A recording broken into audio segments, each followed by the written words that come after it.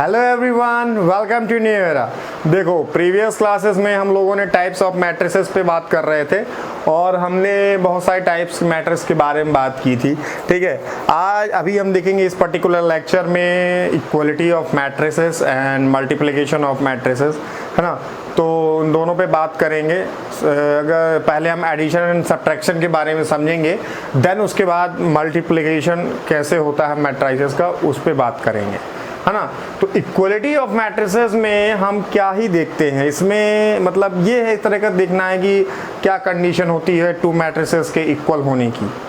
Basically यही है, two matrices are said to be equal if their order is same, उसका order same होना चाहिए दोनों मैट्रिसेस का, and their corresponding elements is also same, और जो उनके एलिमेंट्स हैं वो सेम उसी ऑर्डर में होने चाहिए, मतलब सेम होने चाहिए। जो भी करस्पॉन्डिंग जो एलिमेंट्स हैं उनके दोनों मैट्रिसेस के, वो corresponding elements should be same.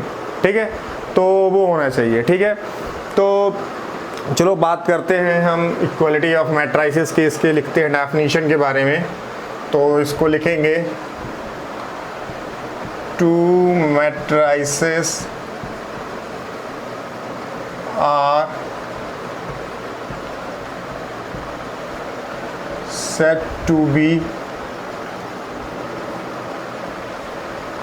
equal if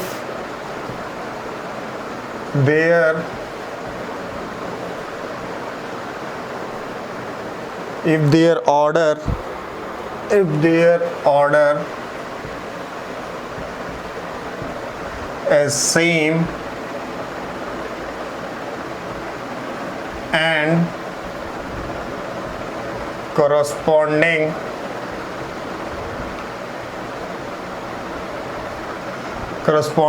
element is also same,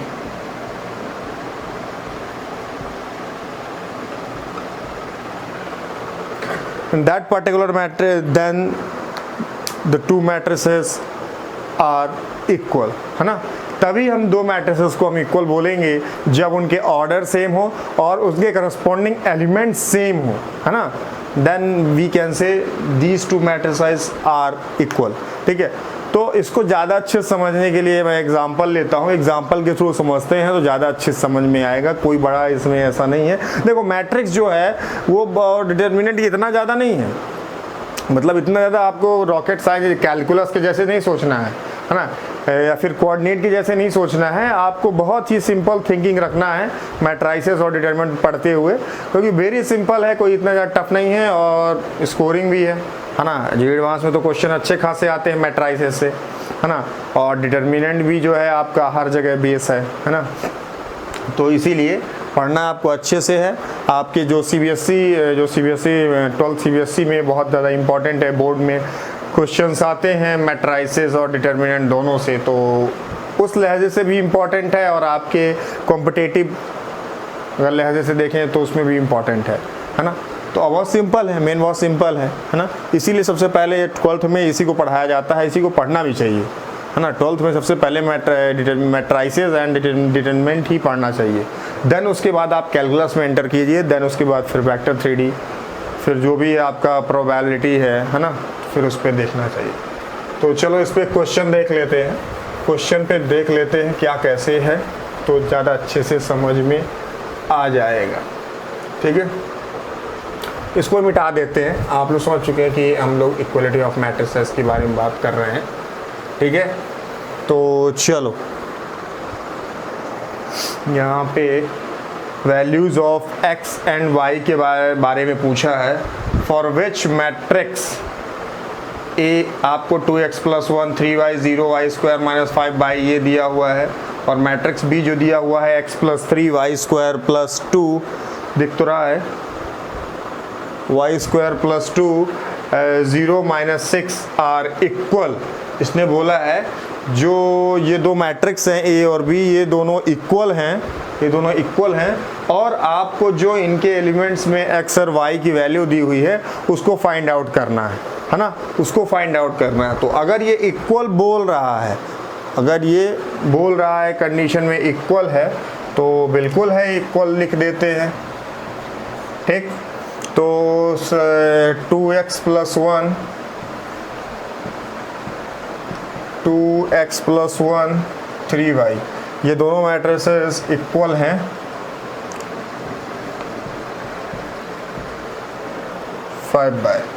ठीक, ये दोनों मैट्रिसेस इक्वल हैं, तो चलो लिख देते हैं। और क्या, x plus 3 y square plus 2 0 minus 6, ठीक, ये हुआ। ठीक है, तो इसमें बोला कि ये दोनों मैट्रिसेस इक्वल है, हमने इक्वल कर दिया। अब इनके कोरस्पॉन्डिंग जो एलिमेंट्स हैं उनको इक्वल करके देखते हैं, वहीं से हमको x की वैल्यू मिल जाएगी। तो ये तो कंफर्म है कि अगर मैट्रिसेस इक्वल है, अगर बोल रहा है इक्वल है, मतलब उनका ऑर्डर सेम है और उनके कोरस्पॉन्डिंग एलिमेंट्स इक्वल हैं, तो ठीक है, इक्वल कर देते हैं।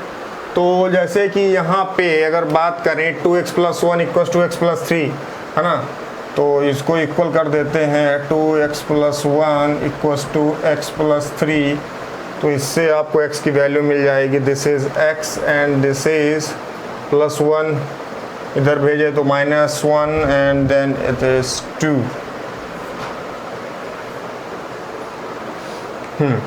तो ये आ गया है आपका x की वैल्यू आ गई 2, x की वैल्यू आ गई 2, ठीक है। अब बात करें हम y की वैल्यू की, तो y की वैल्यू की अगर हम यहाँ पे बात करें तो 3y equals to y square plus 2, ठीक है। यहीं पे देखते हैं 3y equals to y square plus 2, ठीक है। तो ये आपका आ गया y square minus 3y plus 2 equals to 0, ठीक है। तो यहाँ से अगर वैल्यू निकालने जाएं तो यहाँ से अगर हम वैल्यू निकालने जाएं तो ये हो जाएगा y square minus 2y minus y plus 2 equals to 0। तो ये आ जाएगा y minus 2 and here y minus 2 equals to 0। तो आपको यहाँ पे y की दो वैल्यू मिल जाएंगी डायरेक्टली। आप अपने से फैक्टर कर लीजिएगा, मैं यहाँ पे लिखता हूँ y की दो वैल्यू मिल जाएंगी 1 और 2, ठीक है। तो this is y equals to 1 2। अब देखना है यहाँ पे y की दो वैल्यू मिल रही हैं, y की दो वैल्यू मिल रही हैं। अच्छा, तो चलो इसको भी कंपेयर कर देते हैं। तो अगर हम चाहें तो यहाँ पे x की वैल्यू 2 मिल चुकी है ना, तो x इक्वल्स टू 2 आ चुका है हमारा, ठीक है। तो चलो इसको y square minus 5y equals to minus 6, ठीक है। तो अगर इसको देखें y square minus 5y plus 6 equals to 0 equals to 0। So this is y square minus 3y minus 2y plus 6 equals to 0। तो this is going to be y minus 3 and this is 2। तो ये हो जाएगा y plus 3 equals to 0, ठीक है। तो ये आपका आ गया y minus 2 and y minus 3 equals to 0। So y equals to 2 and 3, y equals to 2 and 3। तो यहाँ पे ये आपको ध्यान देना है, यहाँ पे आपका जो 2 है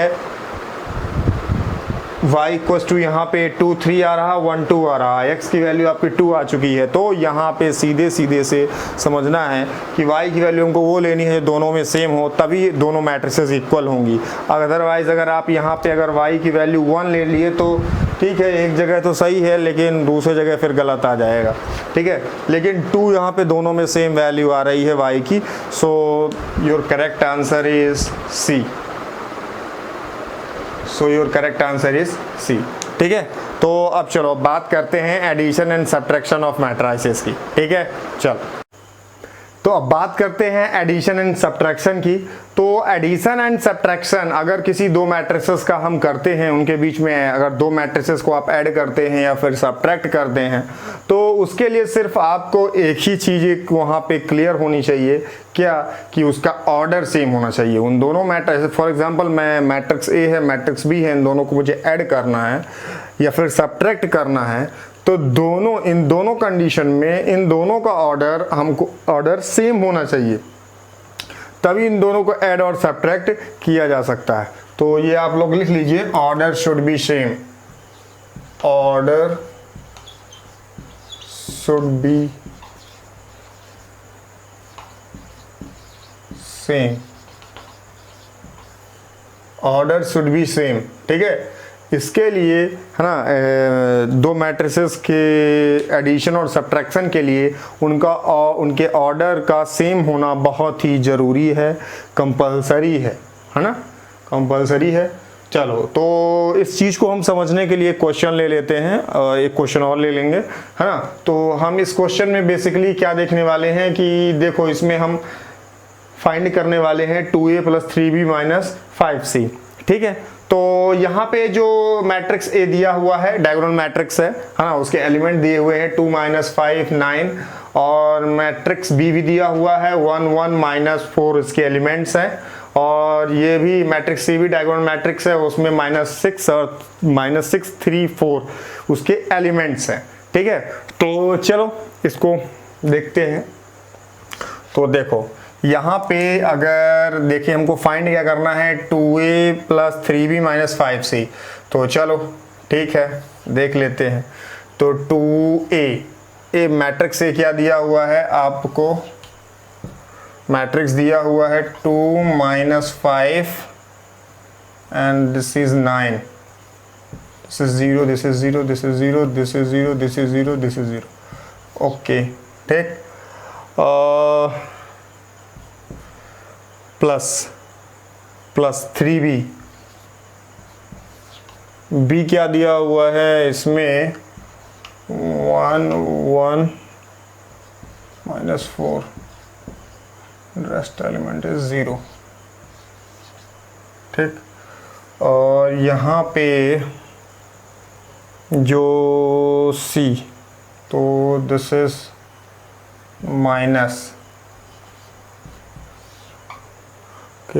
-6 3 4, -6 3 4,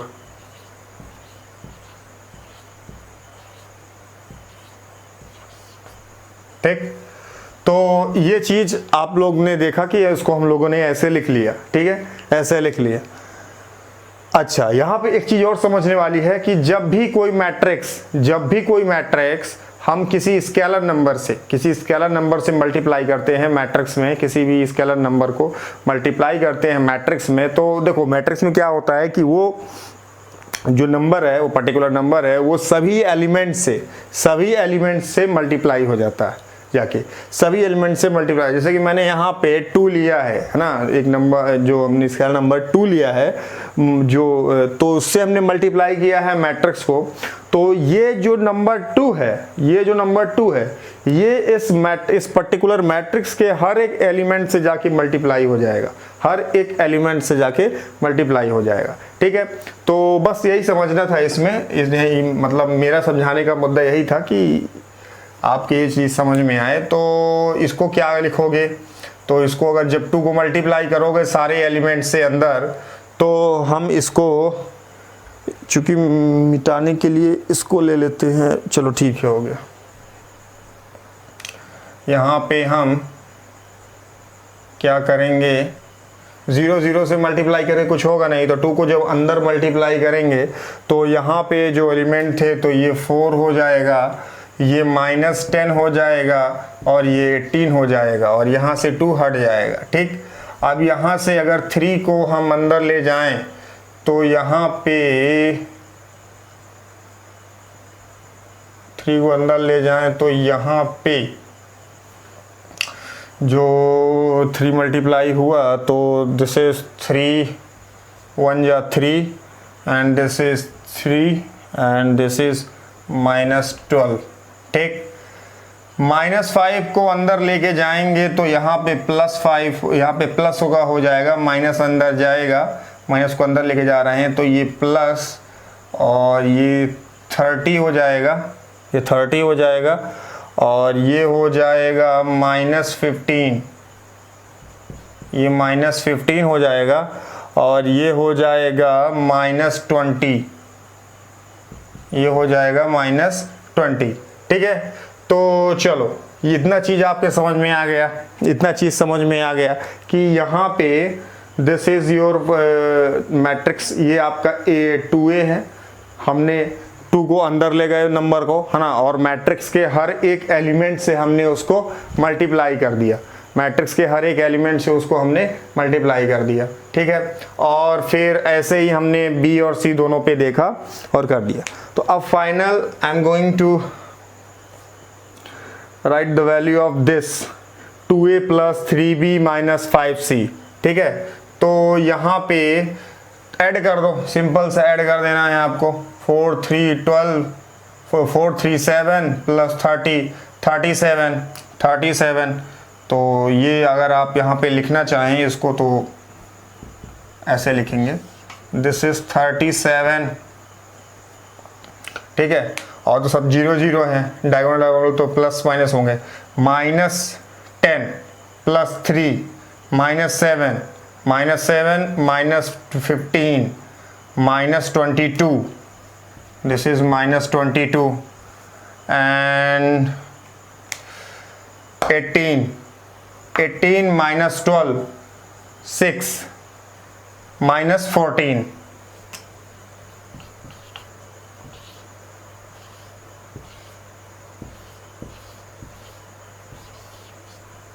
-22 -14, है ना, this is your final answer for this particular question, है ना। तो इसमें आपको सिर्फ एक ही चीज समझना था जो मैं बताना चाहता हूं, वो ये है कि जब भी किसी स्केलर नंबर से हम मैट्रिक्स के अंदर मल्टीप्लाई करते हैं, है ना, तो वो नंबर, वो पर्टिकुलर नंबर मैट्रिक्स, उस मैट्रिक्स के, उस पर्टिकुलर मैट्रिक्स के हर एक एलिमेंट से जाके मल्टीप्लाई हो जाता।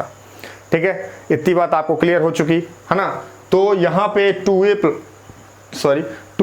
3B - 5C, इसका वैल्यू हमने निकाल दिया, दिस इज 37 -22 -14। इसको चाहें तो ऐसे भी लिख सकते हैं हम, इसको चाहें तो हम ऐसे भी लिख सकते हैं,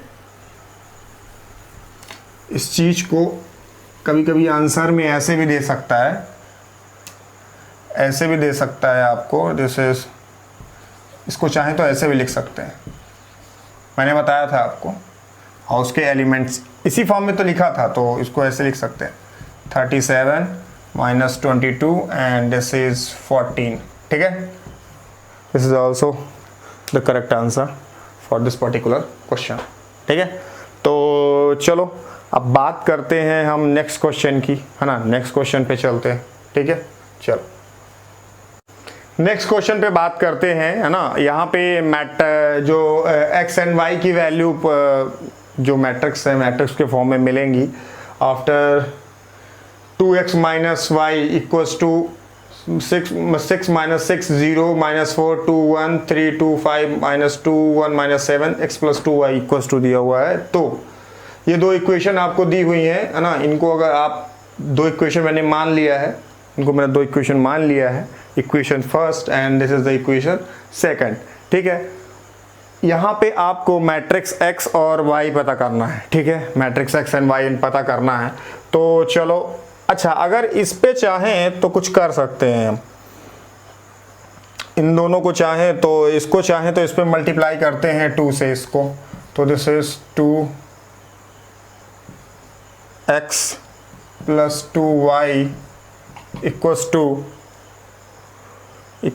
this is 6 2 2 = 4 10 -6 नहीं -4, this is -4 and this is 2 and this is -14, this is our equation third. By subtracting equation 1 to equation first, तो इक्वेशन थर्ड, तो इक्वेशन फर्स्ट को अगर इक्वेशन थर्ड से अगर हम सब्ट्रैक्ट करेंगे तो हमको सिंपल सा x का वैल्यू मालूम चल जाएगा।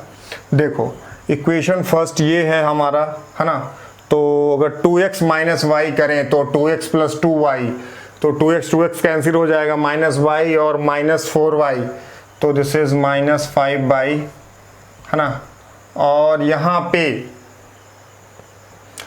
पे अगर इक्वेशन फर्स्ट को इक्वेशन थर्ड से अगर सब्ट्रैक्ट करें तो 6 माइनस 6 ये इक्वेशन फर्स्ट है, तो 6 minus 6 0, minus 6 minus 4 minus 10 0 minus 10 minus 10 minus 4 minus minus plus 0 2 minus 2 0 and this is 1 minus minus 14, तो this is our 13, ठीक है। तो ये आपको 13 minus 1 and 1 plus this is 15, ठीक है। तो ये आपको मिला। तो अब आप सिंपल सा यहाँ पे अगर चाहें तो इस 1 माइनस 1/5 यहाँ पे कर सकते हैं ऐसे। तो अगर इसको अंदर ले जाए -1/5 को, तो ये सारे एलिमेंट से मल्टीप्लाई होगा। तो जब इससे मल्टीप्लाई होगा, अगर इसको हम अंदर ले जाएं, -1/5 को अगर अंदर ले जाएं, तो this is -1/5, this is -1/5 and this is -1/5। तो आपको जो मिल जाएगा y का वैल्यू, y मैट्रिक्स जो आपको मिलेगा, this is 0 and minus minus cancel and is 2 और minus minus cancel, this is 2 and 0 0 -3, ठीक है। तो ये आपको y मैट्रिक्स मिल गया।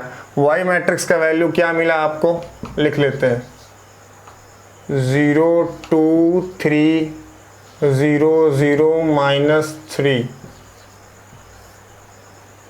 ठीक। तो ये आपको y का वैल्यू मिल गया। अब आपको सिंपल सा x का वैल्यू निकालना है। आप किसी पे भी रख दो, आपको सिंपल सा x का वैल्यू निकल के आ जाएगा, ठीक है। तो जैसे कि अगर हम चाहें तो इक्वेशन नंबर 1 पे ही हम इसका y का वैल्यू रख देते हैं, हमको x का वैल्यू मिल जाएगा, ठीक है। तो चलो यही करते हैं।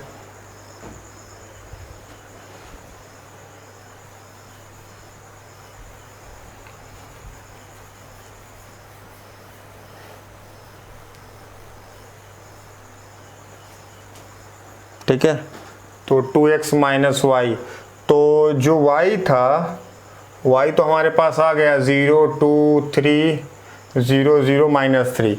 तो ये y का वैल्यू हो गया। तो y का वैल्यू उधर ले आएंगे अगर, तो इसको अगर हम लिखना चाहें तो कैसे लिखेंगे, 2x equals to 6 minus 6 0 -4 2 1 minus जो इधर आएगा y तो प्लस हो जाएगा, और ये 0 2 3 0 0 -3 एंड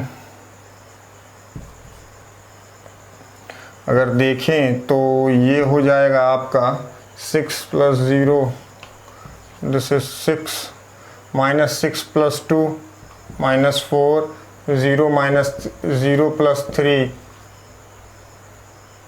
ठीक है, -6 + 0 2 -0 1 -3 -2, ठीक है। तो अब अगर